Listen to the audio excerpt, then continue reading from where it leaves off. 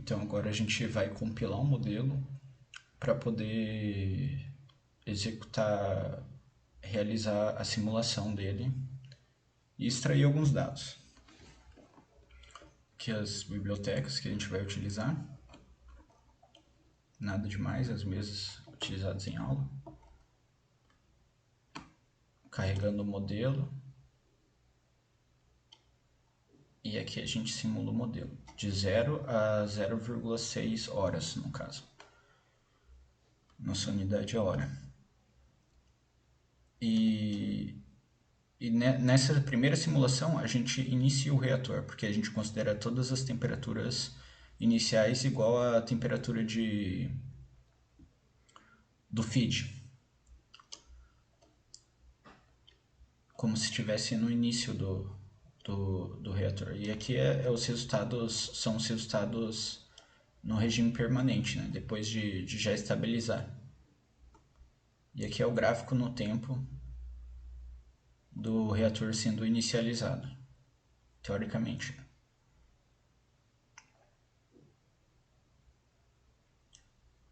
Aí a gente reseta o modelo e testa o ponto de operação final que a gente guarda anterior, né? A gente basicamente vai testar o ponto de equilíbrio.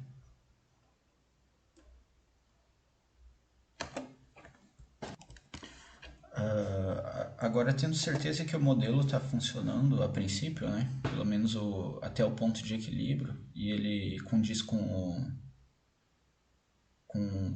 os dados que a gente gerou, os perfis no regime permanente, a gente vai fazer a linearização do modelo através de identificação, extraindo alguns dados da dinâmica do modelo. Então, para isso, a gente vai realizar degraus na mudança de variação na entrada do sistema e capturar as variações nas três saídas do sistema, que a gente definiu como sendo a temperatura de saída em cada um dos leitos.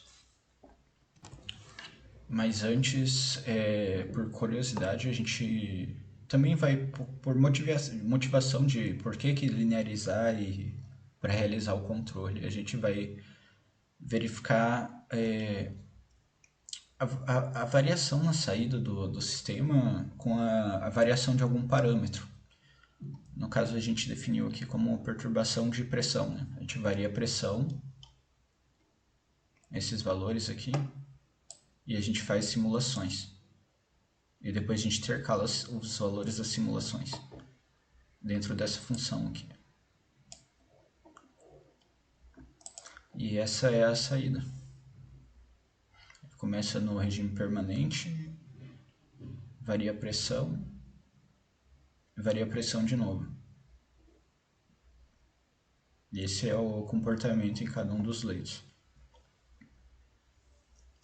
Para esse modelo estático, né, das reações com as concentrações, que considera a velocidade da reação muito mais rápida do que a velocidade a dinâmica da temperatura. Aí também a gente pode verificar rapidamente a não linearidade da resposta, vendo a resposta normalizada, né? Dividindo a variação pelo degrau, pela magnitude do degrau. Daí a gente vê que o sistema é não linear, né? O que já era de se esperar. Então agora sim a gente vai executar degraus em cada uma das entradas, individualmente espaçados no tempo. Então essa função ela nada mais faz do que chamar a simulação 3 vezes e guardando os valores finais, né? E aqui a gente consegue gerar a gente gera um gráfico dessas 3 simulações intercaladas ou concatenadas. E isso é a resposta do sistema para um degrau na entrada 1, na entrada 2 e na entrada 3. Bom, aqui a gente só tem uma manipulação dos dados para poder mandar para o MATLAB depois, que eu estou verificando o formato. Aqui eu salvo em data.mat. Daí lá no MATLAB eu carrego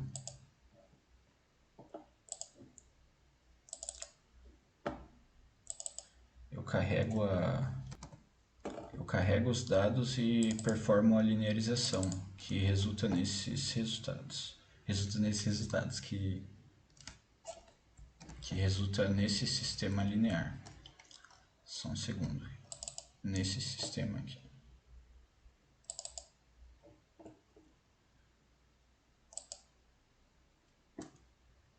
Essas são várias ordens, né? A identificação utilizando várias ordens.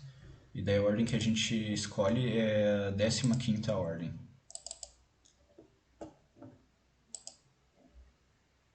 Que é o gráfico roxo.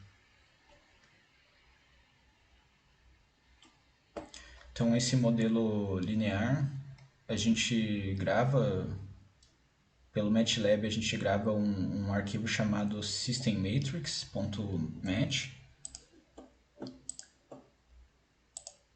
e a gente carrega aqui.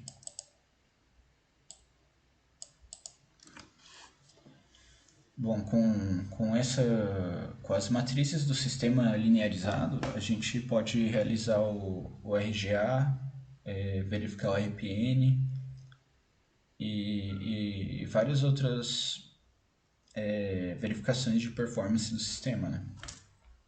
Pode realizar implementações de controle e simular ele, como no caso aqui a gente vai fazer um exemplo de MPC. Então, depois de entrada as matrizes do sistema linear do processo, da planta, a gente define os parâmetros do controlador, né? No caso aqui a gente coloca a taxa de amostragem, que foi a mesma taxa de amostragem que eu utilizei no MATLAB, e discretiza o sistema, define o horizonte de predição final, o de predição inicial e o horizonte de controle. Aqui a gente considera o processo simulado igual ao processo da planta, mas a gente poderia fazer diferente. No caso, por exemplo, se alterasse o parâmetro de pressão ou um pouco da concentração ou qualquer outro parâmetro possível de ser alterado, né, no mundo real, a gente poderia verificar a diferença entre a performance do controlador para os sistemas lineares diferentes, né, do modelo real, entre aspas, com o do processo simulado. Então, aqui a gente instancia a classe do MPC com o processo da planta, né? E aqui a gente define os pesos do controlador, né? Quanto que ele vai penalizar cada entrada, cada variável manipulada e variável controlada, né? O modelo que a gente fez foi definido pelo MATLAB, né, que a gente identificou, a gente definiu ele por meio de desvios, assim. Então, por isso que essas entradas e as saídas são zeradas de início, né? Temos o tempo final, inicial da simulação 0 e final, isso aqui é em horas, por isso que é 2,5. E aqui a gente vai definir alguns steps, a função degrau para a simulação. Esse código todo é semelhante a exemplos fornecidos pelo professor e tem na literatura também bastante. Então, no tempo 0, 0,625, 1,25 e 2, a gente tem essas funções degrau.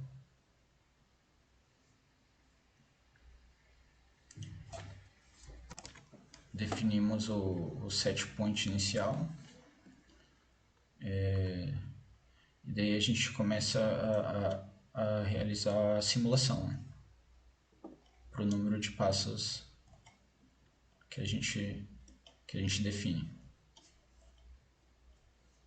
que é definido, na verdade, pela amostragem.